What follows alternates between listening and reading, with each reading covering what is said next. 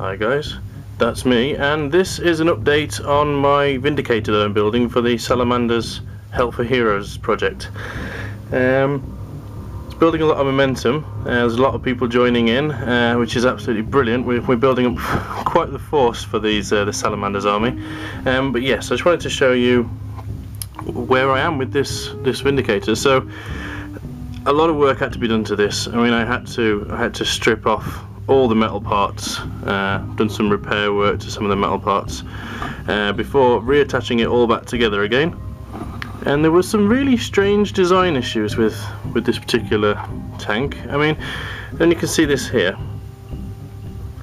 See where there is a gap there? Well, that would actually be on the top of the tank there. If I just bring this closer.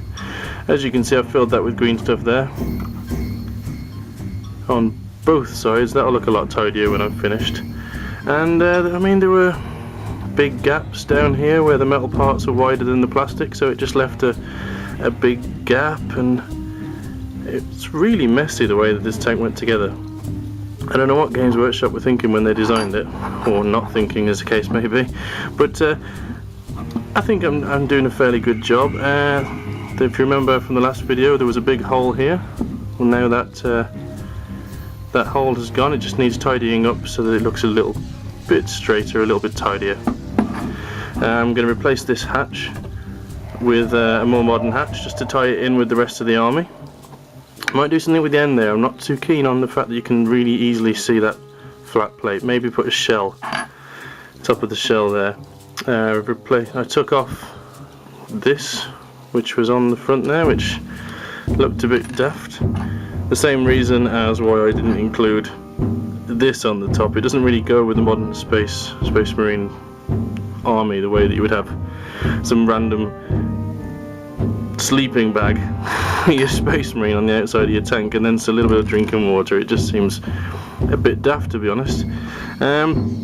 Filled in some bullet holes because again the damaged look doesn't really go with the modern space marine, or at least the damaged look, but not the actual bullet holes and things that were on here. So it needs a little bit more work to fill that in finally. And just general tidying up really, filling in holes, bending the metal parts so they fit together better.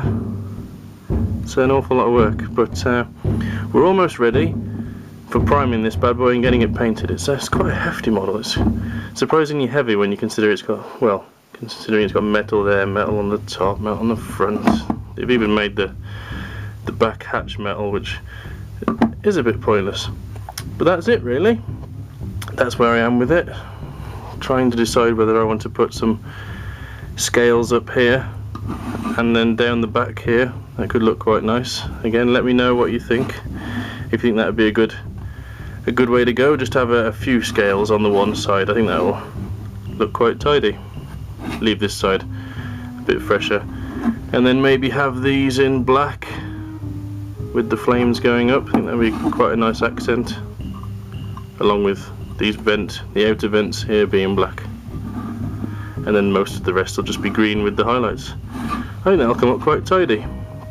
But when I'm ready to be primed, or when I've just finished and I've primed it, I'll put up another video and let you guys know how I'm getting on. Thanks for watching. I'll see you in the next one. Stay well, guys.